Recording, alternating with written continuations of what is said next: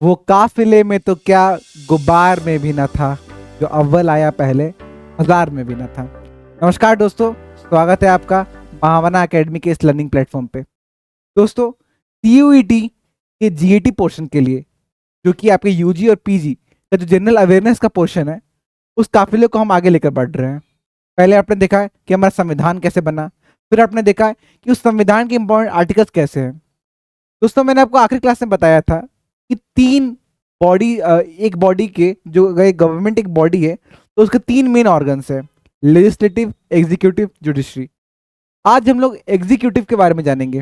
देश के जो मेन दो एग्जीक्यूटिव हैं, prime ministers and president. Prime minister मतलब दोस्तों जो हेड ऑफ गवर्नमेंट हो।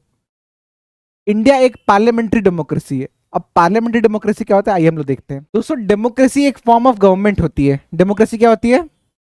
एक फॉर्म ऑफ गवर्नमेंट होती है। और ये बहुत तरीके की हो सकती है। डेमोक्रेसी में भी पार्लियामेंट्री डेमोक्रेसी होती है, प्रेसिडेंशियल सिस्टम होता है, अलग अलग टाइप की डेमोक्रेसी हो सकती है जो अलग अलग जगहों में प्रैक्टिस होती है। इंडिया में क्या होता है फॉलो? एक पार्लियामेंट्री डेमोक्रेसी। पार्लियामेंट्री। दोस्तों, पार्लियामेंट्री डेमोक्रेसी का एक सबसे मेन फीचर क्या है कि इसमें लेजिस्लेटिव और एग्जीक्यूटिव, जो एग्जीक्यूटिव होते हैं वो लेजिस्लेटिव के ही मेंबर्स होते हैं। दूसरे क्या इसका मेन फीचर होता है कि इसके दो हेड होते हैं। एक होता है हेड ऑफ स्टेट, जो कि या तो कोई मोनार्क होगा या फिर प्रेसिडेंट होगा। यूके में भी पार्लियामेंट्री डेमोक्रेसी है, कॉन्स्टिट्यूशनल मोनार्की है। वहां पे कौन हेड ऑफ स्टेट है? किंग है। अभी पहले क्वीन हुआ करती थी। अब इंडिया जैसे देश में जहां पार्लियामेंट्री डेमोक्रेसी है, यहाँ हेड ऑफ स्टेट कौन होते हैं? प्रेसिडेंट, जो कि फिलहाल है द्रौपदी मुर्मू। ठीक। और हेड ऑफ गवर्नमेंट दोस्तों कौन होते हैं? जो गवर्नमेंट का हेड करे, जो काउंसिल ऑफ मिनिस्टर्स को हेड करे, जो आपके पार्लियामेंट का हेड होता है, वो कौन होता है? प्रधानमंत्री, यानी कि प्राइम मिनिस्टर। दोस्तों, हमारे देश में बहुत सारे प्रधानमंत्री रहे, उनके अलग अलग कार्यकाल रहे। हम हमारे देश में पंडित जवाहरलाल नेहरू से लेके इंदिरा गांधी, राजीव गांधी, नरेंद्र मोदी, अटल बिहारी वाजपेयी, जितने जितने अलग प्रधानमंत्री थे, हम लोग देखेंगे कौन कौन बना, किन हालातों में बना, उनको से डिस्कस करेंगे। प्राइम मिनिस्टर कितने पावर्स होते हैं उनको डिस्कस करेंगे। और प्रेसिडेंट के बारे में भी वैसे ही देखेंगे। ये लेक्चर उन बच्चों के लिए भी है जो क्लास 12th में बोर्ड्स देने वाले हैं, जो सीयूईटी यूजी के जनरल टेस्ट देने वाले हैं, सीयूईटी पीजी के लिए देने वाले हैं, जो सीडीएस के पेपर देने वाले हैं, जो आपको जितने भी कॉम्पिटेटिव एग्जाम के पॉलिटी पोर्शन कवर करना चाहते हैं, इस लेक्चर से आपका कवर हो जाएगा। आगे बढ़े दोस्तों। देखिए दोस्तों, ये एक चार्ट है जिसमें आपको दिखेगा कौन कौन कब कब प्रधानमंत्री बना, किसका कितना कितना टेन्योर रहा। देश के पहले प्रधानमंत्री कौन थे? पंडित जवाहरलाल नेहरू। इन दोनों के बीच एक और प्राइम मिनिस्टर आए थे, पंडित जवाहरलाल नेहरू और लाल बहादुर शास्त्री के बीच। उनका नाम था गुलजारी लाल नंदा। वो कौन थे? एक एक्टिंग प्राइम मिनिस्टर थे। पहले ये कॉन्सेप्ट हुआ करता था कि अगर प्रधानमंत्री अपने कार्यकाल के भीतर ही उनकी मृत्यु हो गई तो 6 महीने के लिए कोई और प्रधानमंत्री बनेगा, बाई इलेक्शन से पहले तक। ठीक। लाल बहादुर शास्त्री और इंदिरा गांधी के बीच भी कौन आए थे? गुलजारी लाल नंदा थे। पंडित जवाहरलाल नेहरू और लाल बहादुर शास्त्री अपना कार्यकाल पूरा नहीं कर पाए थे, इनकी मृत्यु हो गई थी दोनों की। कैसे होगी मैं आगे बताता हूँ। इसके बाद आती है देश की पहली महिला प्रधानमंत्री इंदिरा प्रियदर्शनी नेहरू या फिर इंदिरा गांधी। इंदिरा गांधी पंडित जवाहरलाल नेहरू की सुपुत्री हैं। उनके बाद आते हैं देश का पहला नॉन कांग्रेस गवर्नमेंट बनता है 1977 में, इमरजेंसी के बाद, मोरारजी देसाई। उसके बाद आते हैं किसानों के नेता चौधरी चरण सिंह। उसके बाद आते हैं राजीव गांधी। उसके बाद आते हैं वीपी सिंह। वीपी सिंह दोस्तों राजीव गांधी के गवर्नमेंट के मेंबर थे। पूरी मैं कहानी विस्तार से बताऊंगा आपको, कौन कौन किन हालातों में बना, क्या क्या हुआ था। फिर आते हैं चंद्रशेखर बागी बलिया से। फिर आते हैं पीवी नरसिम्हा राव, अटल बिहारी वाजपेयी। अटल बिहारी वाजपेयी और पीवी नरसिम्हा राव के बीच, अटल बिहारी वाजपेयी 1996 में 13 महीनों के लिए बनते हैं, सॉरी 13 दिन के लिए पहले बनते हैं। फिर उनके 13 दिन में सरकार गिर जाती है, वो समय बताऊंगा। इन दोनों के बीच दो और प्राइम मिनिस्टर थे। एक थे एच डी देवे गौड़ा, एच डी देवे गौड़ा, और दूसरे कौन? इंद्र कुमार गुजराल, आई के गुजराल। दोनों को भी कहानी बताऊंगा आपको। फिर आते हैं मनमोहन सिंह, जिनका हाल ही में निधन हो गया। ठीक। उसके बाद आते हैं नरेंद्र मोदी, जो कि अभी प्रेजेंट में है। सबसे आई थिंक लंबा टेन्योर आज तक पंडित जवाहरलाल नेहरू का रहा है, पर जल्दी अगर सब कुछ अच्छा रहा तो प्रधानमंत्री नरेंद्र मोदी रिकॉर्ड को तोड़ देंगे। आपको पता होगा दोस्तों कि हमारा देश 1947 में आजाद हुआ, और देश के पहला इलेक्शन मैं आपको बता दूं, एक खाली पन्ना आपके लिए खोल देता हूं पहले, इजीली, ठीक है। देश का पहला इलेक्शन दोस्तों क्या कब होता है? 1951 से 52 के बीच, 1951 से लेके 52 के बीच। वेस्ट में बहुत मजाक बना था हमारे जैसे देश का कि इतने जो गरीब देश है, एक इतना भारत जैसा गरीब देश जिसके पास खाने को नहीं है, जहाँ पे पॉवर्टी इतनी ज्यादा है, वहां पे हम लोग इलेक्शंस कर रहे हैं, राइट टू वोट दे रखा है according to universal adult franchise. उस समय क्या था कि 21 साल और उससे जितने ऊपर के लोग हैं उन्हें वोट करने को मिलता था। ये बाद में 1989 में 61वें अमेंडमेंट से बदल गया, 18 साल अब है। पहले क्या थी आपको वोटिंग एज लिमिट 21 साल कम से कम। तो पहले आईएनसी से, इंडियन नेशनल कांग्रेस के हेड पंडित जवाहरलाल नेहरू बनते हैं। एक बहुत बड़ा डिबेट और विवाद है कि प्रधानमंत्री वल्लभ भाई पटेल बनने चाहिए थे या पंडित जवाहरलाल नेहरू। लोगों का कहना था गांधी जी कुछ और चाहते थे, जो भी चाहते थे। मैं एक बात बता दूं आपको कि सरदार वल्लभ भाई पटेल की मृत्यु 1950 में हो गई थी। अगर वो प्रधानमंत्री बनते भी, जो कि इंटरिम गवर्नमेंट जब चल रही थी इंडिया की, उसमें वो होम मिनिस्टर थे और पंडित जवाहरलाल नेहरू प्रधानमंत्री थे। अगर जैसे कि माना गया है और ये फैक्ट भी है कि जो वोटिंग हुई थी उसमें 14 वोट वल्लभ भाई पटेल को मिले थे और 1 वोट सिर्फ पंडित नेहरू को मिली थी। पर महात्मा गांधी की इच्छा से पंडित जवाहरलाल नेहरू प्रधानमंत्री बने, क्योंकि पंडित जवाहरलाल नेहरू की जो समझ थी फॉरेन रिलेशंस को लेकर बहुत अच्छी थी। आईआर पे, इंटरनेशनल रिलेशंस पे उनकी पकड़ बहुत अच्छी थी, उनकी अंग्रेजी बहुत अच्छी थी और उनका कनेक्शन बहुत अच्छा था बाहर से। वही वल्लभ भाई पटेल आयरन मैन, विट्ठल भाई पटेल के छोटे भाई। वल्लभ भाई पटेल को सरदार की उपाधि इंडियंस ने ही दी थी, इनफैक्ट महिलाओं ने ही दी थी, एक सत्याग्रह में गए थे। और वल्लभ भाई पटेल एक गांधीयन सोशलिज्म के फिलोसफी वाले इंसान थे। वो किसान भी थे और एक लॉयर भी थे, तो उनको भी, वो गांधी जी के बड़े फॉलोवर थे, इन्होंने गांधी जी की उन्होंने बात मान ली। तो पहले नेता बनते हैं पंडित जवाहरलाल नेहरू, पहले प्रधानमंत्री बनते हैं। तो पंडित जवाहरलाल नेहरू का जो कार्यकाल रहा वो बहुत ही अच्छा था, अल्टी अनलेस एक इंसिडेंट से। वो क्या था? Indo China war. Indo China war मैं आपको अच्छे से एक्सप्लेन करता हूँ दोस्तों, हुआ क्या था उस समय।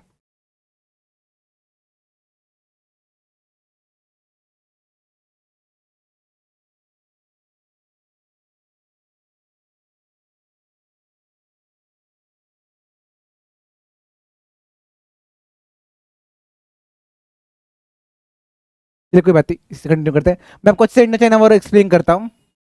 हुआ क्या था? 1947 में कौन आजाद हुआ? भारत। और 1950 में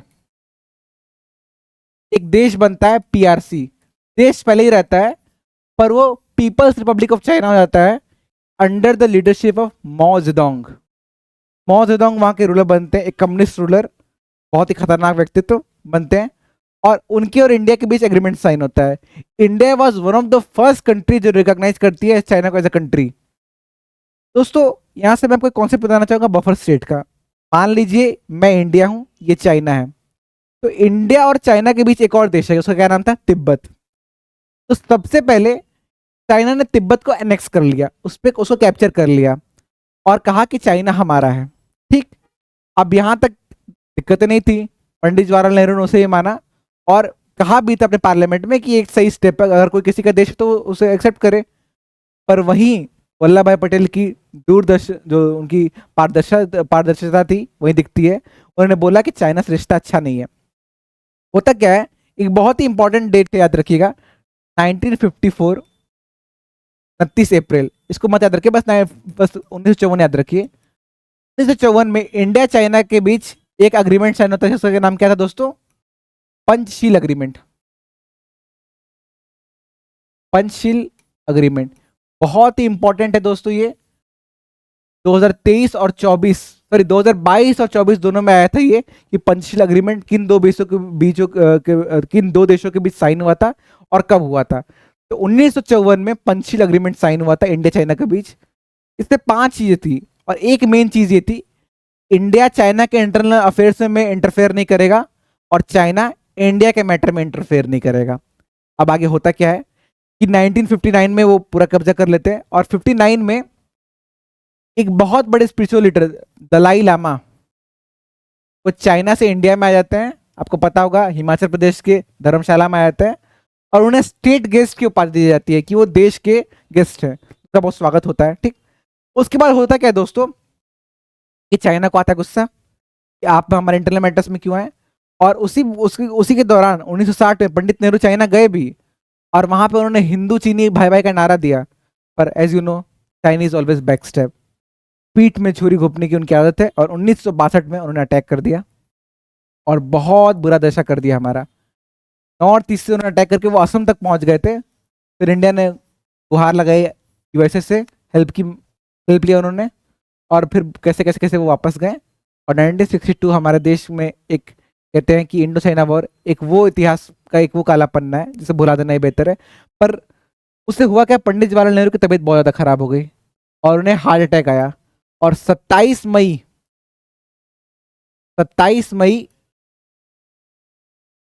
यहाँ लिखा हुआ 27 मई 1964 को उनके हैदराबाद में मृत्यु हो जाती है। बहुत ही क्या कहते हैं दुखद समय था इंडिया के लिए, पर उससे इंडियन लर्निंग ली और इंडिया की आर्मी बहुत अच्छी हो गई थी। ठीक, उसके बाद आते हैं हमारे दूसरे लीडर गुजारिलानंद के बारे में कोई डिस्कशन नहीं हुआ, बस एक्टिंग प्राइम मिनिस्टर थे। इनकी भी आकांक्षाएं बहुत बढ़ गई थी, इसके बारे में आपको आगे बताता हूँ। दूसरे जो मेन प्रधानमंत्री तो क्या थे, लाल बहादुर शास्त्री, रामनगर के थे, और 1956 में पहले रेलवे मिनिस्टर भी रह चुके थे। 1956 में इनके व्यक्तित्व के बारे में अगर मैं आपको बताना चाहूँ तो ये बता दूंगा कि 1956 में जब ये रेल मंत्री थे तो उन्होंने इस्तीफा इसलिए दे दिया था क्योंकि एक रेल दुर्घटना हो गई थी और कुछ लोग मर गए थे, तो इतने ईमानदार आदमी थे। फिर ये प्रधानमंत्री बनते हैं जब, तो 1965 में इंडो पाक वॉर होता है, और उस समय इंडिया ने बहुत बढ़ चढ़ के हिस्सा लिया था और पाकिस्तान को धूल चटा दिया था। तो वॉर हम लोग जीत गए थे, पाकिस्तान ने क्या कहते हैं हथियार रख दिया था। लाल बहादुर शास्त्री 1966 10 जनवरी को ताशकंद में गए थे एग्रीमेंट साइन करने के लिए, इंडिया और पाकिस्तान के जो वॉर होता है उसका एग्रीमेंट साइन करने के लिए। और बहुत ही विवादात्मक, मैं ये नहीं जानता हूँ क्या सच है क्या गलत है, उस टाइम ऐसा रहा कुछ भी कि उनकी मृत्यु हो गई। कई लोग बोलते हैं उन्हें जहर दे दिया गया, कुछ लोग बोलते हैं उन्हें अटैक हो गया, कुछ लोग बोलते हैं उन्हें हार्ट अटैक आ गया, वो कहानी अलग है, पर चले गए। लाल बहादुर शास्त्री की दोस्तों दो तीन बहुत बड़ी बड़ी अचीवमेंट है। हरित क्रांति यानी ग्रीन रिवॉल्यूशन, ग्रीन रिवॉल्यूशन के जनक कौन है, M S Swaminathan. M S Swaminathan, M S Swaminathan, याद रखिएगा दोस्तों, ये क्वेश्चन आता रहता है कि जनक एम एस स्वामीनाथन थे। उन्होंने, इनकी वजह इनका ही देन है, और इन्होंने एक बहुत फेमस नारा दिया था, जय जवान जय किसान, जो कि आगे बढ़ भी गया है, जय जवान जय किसान जय अनुसंधान। आगे बढ़ते दोस्तों, फिर आते, अब लाल बहादुर शास्त्री के मरने के बाद 3 कैंडिडेट हो रहे थे प्रधानमंत्री बनने के लिए। सबसे पहले कांग्रेस के एक बहुत ही बड़े लीडर, कांग्रेस के सबसे बड़े लीडर गुलजारी लाल नंदा, सॉरी कांग्रेस के बहुत बड़े लीडर मोरारजी देसाई, फिर पंडित जवाहरलाल नेहरू की बिटिया इंदिरा गांधी, और गुलजारी लाल नंदा खुद कह रहे थे कि मुझे प्रधानमंत्री बना दो ना, एक्टिंग क्या करूं। पर यहाँ पे रोल आता है किंग मेकर का, उनका क्या नाम था, के कामराज। के कामराज दोस्तों समझ लीजिए, आज के समय के जो अमित शाह हैं वो उस समय के कामराज थे। पावर उन्हीं के हाथ में था सारा, वही डिसाइड करते थे कौन प्रधानमंत्री होगा कौन क्या होगा। के कामराज किंग मेकर, पहला देश कोई किंग मेकर आज के कामराज रहे हैं। दोस्तों के कामराज के बारे में एक बात आपको और बताना चाहूंगा, खुद छठी तक पढ़े थे, मात्र 6 छठी फेल थे वो, और तमिलनाडु में उन्होंने क्या कहते हैं सबसे पहले देश में वो राइट टू एजुकेशन वही लेकर आए थे। तमिलनाडु में 14 साल के बच्चों का एजुकेशन ने फ्री कर रखा था, मिड डे मील स्कीम लाने वाले यही हैं, तो बहुत ही शानदार व्यक्तित्व के थे। और के कामराज ने किसको प्रधानमंत्री बनाया, इंदिरा प्रियदर्शनी नेहरू यानी इंदिरा गांधी को। पर के कामराज की भी अपनी अभिलाषा थी कि इंदिरा गांधी को बना देते हैं, राज खुद करेंगे।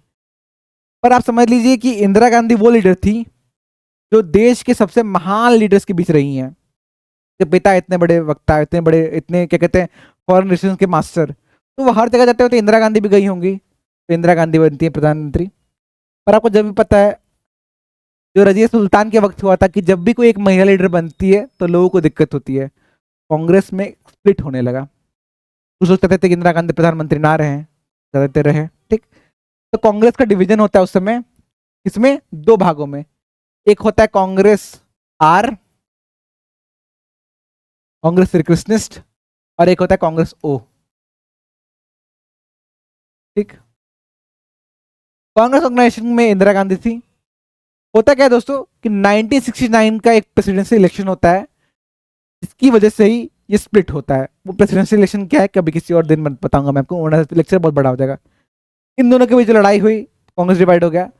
पर 1971 में एक चीज होती है जिससे इंदिरा गांधी देश का दिल जीत लेती है।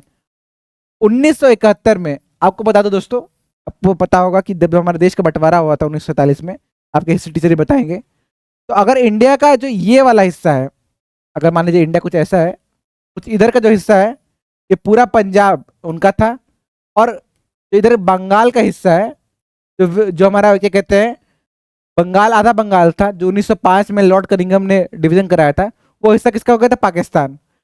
तो यहाँ के लोग दोस्तों, एक्चुअली हुआ क्या था, east Pakistan, west Pakistan. East जो वेस्ट पाकिस्तान था उसमें क्या हो गया था, उन्होंने ये लागू कर दिया था कि हमारी नेशनल लैंग्वेज क्या होगी, उर्दू होगी। तो उससे याद रखिएगा, एक देश को बांटने का एक माध्यम होता है, बांधने का। जब भी कोई एक देश साथ चल रहा होता है तो कोई एक वजह से चल रहा होता है। जब पाकिस्तान बना था तो वो वजह धर्म थी। जब हिंदुस्तान आज बंधे हुए तो संविधान की वजह से बंधे हुए। पर बांग्लादेश उन मुस्लिमों की तरह नहीं था, यहाँ पे लोग बंगाली बोलते थे। जावेद अख्तर की एक बात मुझे याद आती है कि भाषा कभी किसी जात या फिर मजहब की नहीं होती है, भाषा जो होती है लोगों की होती है। अगर पंजाब में कोई मुस्लिम भी है तो पंजाबी ही बोलेगा, अगर बिहार में कोई मुस्लिम है तो उर्दू नहीं बोलेगा, वो भोजपुरी, मगही, अवधी जो भी वही बोलेगा। ठीक, अब इन लोगों को होने लगा नेग्लेक्टेड फील, तो 1971 में लोग रिवॉल्ट चालू करते हैं। और आपको पता ही होगा मुजीबुर रहमान जो वहाँ के फादर ऑफ बांग्लादेश है, शेख हसीना के पिताजी, वो रिवॉल्ट करते हैं, उन्हें जेल में डाल देते हैं। फिर आपको अलग एपिसोड, वो एक अलग कहानी 1971 वॉर की, कैसे इंदिरा गांधी हेल्प करती हैं, मानिक शॉ जाते हैं, ऐसे मानिक शॉ फील्ड मार्शल, फिर हम लोग उनकी हेल्प करते हैं और वो वॉर इंडिया जीत लेता है। 3 दिसंबर से लेके लगभग लगभग 16 दिसंबर तक वॉर चला था, और हम लोगों ने वो वॉर बहुत आसानी से जीत लिया था। मुक्ति वाहिनी उसमें बहुत काम आई थी, और वो वॉर हम लोग जीत लेते हैं। उसके बाद इंदिरा गांधी बहुत पॉपुलर हो जाती हैं, और डी के बरुआ, एक स्टेटमेंट मैं बोल रहा हूँ आपके एग्जाम में निश्चित आएगा, डोमेन सेक्शन में तो आएगा ही आएगा, क्या पता जी के जी में भेजा जाए। डी के बरुआ का एक स्टेटमेंट है, India is Indira, Indira is India. ये स्टेटमेंट पे क्वेश्चन हर यूपीएससी में आ चुका है। ये स्टेटमेंट किसने कोट किया है, India is Indira, Indira is India, D के बरुआ। डी के बरुआ 1974 में उन्होंने दिया था। और with great power comes great responsibility, पर फिर लालच भी बढ़ जाती है जब आप किसी को बहुत शक्ति दे देंगे। इंदिरा गांधी इतने शबाब पे थी, इतनी ऊंचाई पे थी कि उनके मन में आ गया लालच, और 1975 में 25 जून को होता क्या दोस्तों, उस समय इतने ज्यादा रेट बढ़ गए थे ना, इकोनॉमी के लिए हालत बहुत खराब थी। और 1974 में गुजरात में भी बच्चे क्या कहते हैं, जो भी स्टूडेंट स्ट्राइक कर रहे थे, उनको लीड कौन कर रहे थे, मोरारजी देसाई। और 1975 में एक बिहार का बहुत फेमस लीडर जयप्रकाश नारायण, लोकनायक, लोकनायक जयप्रकाश नारायण लीड करते हैं स्टूडेंट। वो पॉलिटिक्स संन्यास ले चुके थे। जवाहरलाल नेहरू ने उन्हें आमंत्रण दिया था कि आप सरकार में आइए, काम करिए, पर उन्होंने राजनीतिक संन्यास ले लिया था, दूसरे वर्ग में जुटे थे। पर उन्होंने संपूर्ण क्रांति, टोटल रिवॉल्यूशन का नारा दिया था, और धावा बोली था, पार्लियामेंट पे घेराबंदी कर दी थी। और होता क्या है, इंदिरा गांधी इमरजेंसी लगा देती हैं। जब इंदिरा गांधी इमरजेंसी लगाती हैं, उस समय राष्ट्रपति कौन थे, फखरुद्दीन अली अहमद, उन्होंने साइन कर दिया। और दोस्तों इंडिया में जो प्रेसिडेंट उस समय हुआ करते थे, बहुत ही स्टैम्पेड टाइप होते थे, कोई काम नहीं होता था। जो सरकार ने बोला दस्तखत कर दिया। अब आए तो उसमें इमरजेंसी लग जाती है। फिर होता क्या है कि सारे जितने भी बड़े बड़े लीडर्स थे, जितने भी आप आज के बड़े लीडर्स देख रहे हैं, अटल बिहारी वाजपेयी, एल के आडवाणी, लालू यादव, नीतीश कुमार, ये सबको जेल में बंद कर दिया गया था। कुछ लोग भाग भाग भी रहते थे, आपको अक्सर कुछ जगह फोटोज दिखेंगे भी। ठीक, जयप्रकाश नारायण को भी बंद कर दिया गया, और उसी समय क्या कहते हैं, इमरजेंसी लग गया। इस इमरजेंसी के चलते लोगों का दिमाग खुला, और 1977 में, तो 1976 में इंदिरा गांधी ने कुछ अमेंडमेंट भी की थी। वो इंपॉर्टेंट अमेंडमेंट्स में मैं बता दूंगा क्या क्या किया था। फिलहाल 1977 में दोबारा इलेक्शन होता है, और एक और जी के क्वेश्चन, पहली बार इस देश में एक नॉन कांग्रेस प्राइम मिनिस्टर बनते हैं। उनका नाम क्या था, मोरारजी देसाई। मोरारजी देसाई गुजरात के थे, और बहुत ही अलग किस्म के इंसान थे। हालांकि कुछ काम किया नहीं उन्होंने, बहुत ही कैपिटलिस्ट माइंडसेट के थे। जब प्रीवी पर्स हट गया था, प्रीवी पर्स दोस्तों क्या होता है कि सरकार हर राजे रजवाड़ों को कुछ हिस्सा देती थी अपनी कमाई का। ये इंदिरा गांधी ने जब बैन कर दिया था तो इनको बहुत दिक्कत हुई थी। खैर ये बनते हैं प्रधानमंत्री और 1977 1977 से लेके 1979 तक रहते हैं, और एक किसके रहते हैं, जनता पार्टी के रहते हैं। ठीक, इसके बाद लगा था इमरजेंसी के बाद कि इंदिरा गांधी कहीं प्रधानमंत्री नहीं बनेगी। फिर 1980 के इलेक्शन हुआ। दोस्तों होता यही है कि जब हमारे पास ये चुनने को हो कि कम खराब और ज्यादा खराब में क्या है, तो हम लोग कम खराब चुन लेते हैं। फिर 1980 में दोबारा क्या कहते हैं, ये 4 महीनों के चौधरी चरण सिंह भी आते हैं, ये इस पार्टी से स्प्लिट होके आते हैं, 4-5 महीनों के लिए आते हैं। और ये भी क्या कहते हैं, चौधरी चरण सिंह के बारे में बस एक ही फैक्ट है, ये है कि सबसे कम दिन के प्रधानमंत्री यही रहे। हालांकि दो क्वेश्चन इसमें, दो फैक्ट एक दूसरे से क्लैश करते हैं। एक ये कि अटल बिहारी वाजपेयी 13 दिन वाले या चौधरी चरण सिंह 5 महीने वाले, क्योंकि अटल बिहारी वाजपेयी कभी कोलिजन अपनी प्रूव ही नहीं कर पाए थे, तो उन्हें प्रधानमंत्री माना ही नहीं जाता है, क्योंकि वो 13 दिन में उनकी सरकार ऑटोमेटिकली गिर गई थी। सबसे कम टेन्योर के लिए कौन रहा है, चौधरी चरण सिंह। इन्हें फार्मर्स लीडर कहा जाता था, किसानों को नेता कहा जाता था, और ये उत्तर प्रदेश के मुख्यमंत्री भी रह चुके थे।